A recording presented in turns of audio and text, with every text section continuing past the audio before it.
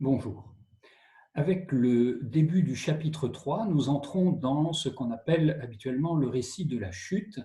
Et ce récit, s'il commence au début du chapitre 3, en fait s'appuie sur les versets euh, 16 et 17 du chapitre 2, dans lesquels, je rappelle, il y avait Dieu, je cite, il y avait Dieu fit à l'homme ce commandement: tu peux manger de tous les arbres du jardin, mais de l'arbre de la connaissance du bien et du mal, tu ne mangeras pas, car le jour où tu en mangeras, tu deviendras passible de mort. Et nous allons voir comment ce commandement divin est repris par le serpent d'une manière un petit peu insidieuse, on va dire. Alors voyons ce chapitre 3 qui commence par le serpent était le plus rusé de tous les animaux des champs que le Seigneur avait fait. Arrêtons-nous un instant sur cette première moitié du premier verset du chapitre 3. Le serpent est désigné ici comme d'abord le plus rusé de tous les animaux des champs que le Seigneur avait fait, c'est-à-dire une créature. Le Seigneur l'avait fait. Il n'est donc pas un ange déchu, il est une créature, il est créé par Dieu. Seulement, il est créé rusé et il est désigné ici comme l'animal le plus rusé. Alors, on pourrait s'attendre à ce que ce soit le cas pour l'homme. Animal, modelé lui aussi à partir de la poussière du sol, de la glaise, et avec cette particularité qu'il est particulièrement intelligent, donc rusé.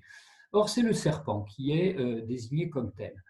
Il est mis en vis-à-vis de l'homme et de la femme, puisque ce verset fait immédiatement suite à la création de l'humanité. Donc, est présenté à l'homme dont on pourrait penser spontanément qu'il est effectivement l'animal le plus rusé de la création, et en fait est présenté à l'homme ce serpent qui est désigné comme l'animal le plus rusé, mais aussi qui évidemment est un animal qui a ceci de commun avec l'homme, qu'il est également nu. On dit nu comme un ver, pas nu comme un serpent, mais enfin, on voit bien qu'il fait partie des animaux qui sont dépourvus de poils ou de plumes et dont la régulation thermique, évidemment, est un peu plus compliquée de ce fait.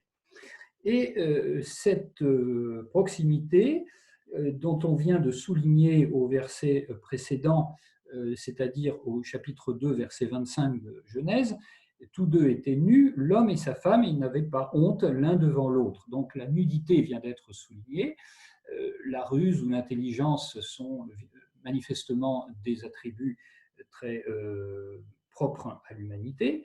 Et nous avons donc un binôme qui se dessine ici, où l'homme, l'humanité, est à la fois caractérisée par son intelligence et par sa nudité, et c'est aussi le cas pour le serpent.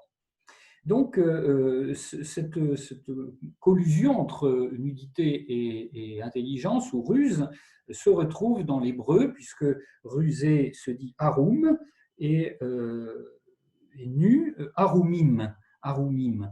Donc, on a une racine qui est évidemment commune. Il y a là clairement un jeu de mots de la part des auteurs. Donc, l'homme est donc renvoyé à l'image de l'animal le plus rusé de la nature, et le message est ici: l'homme devrait être plus que l'animal rusé, l'animal le plus rusé de la nature. Voilà, c'est un petit peu dans ce face-à-face, voilà un petit peu ce qui est désigné. Alors, voyons la suite, il dit à la femme: alors Dieu vous a vraiment dit, vous ne mangerez d'aucun arbre du jardin. Donc, on voit tout de suite dans ce ton moqueur que prend le serpent, que le serpent retourne le commandement de Dieu qui commençait par un don qui était tu peux manger de tous les arbres du jardin. Donc un don qui est fait à l'humanité. Je précise que lorsque Dieu s'adresse, lorsqu'au verset 16, il est écrit « Et Yahvé Dieu fit à l'homme ce commandement », c'est à la fois à l'homme et à la femme, bien sûr, parce qu'il n'y a pas eu encore la création de la femme. C'est donc l'humanité qui reçoit ce commandement, qui commence en fait par un don. Tu peux manger de tous les arbres du jardin. Et le serpent interprète ceci comme vous ne mangerez d'aucun arbre du jardin. Donc il y a évidemment une inversion totale puisque d'aucun arbre du jardin. Donc le message suggéré par le serpent, comme le dit Marie Balmary, est ne pas tout avoir, c'est ne rien avoir. Donc la limite est amplifiée au point que elle suggère que finalement tous sauf un arbre, c'est pas tous et donc aucun arbre. Et donc tant qu'on n'aura pas accès à tous les arbres du jardin, on n'en aura aucun finalement, puisqu'il y aura toujours une limite. Et voilà la petite musique que va jouer, que va introduire ce serpent qui pointe finalement que le manque, la limite dans le don, finit par masquer le don lui-même, finit par masquer le don de tous les autres arbres.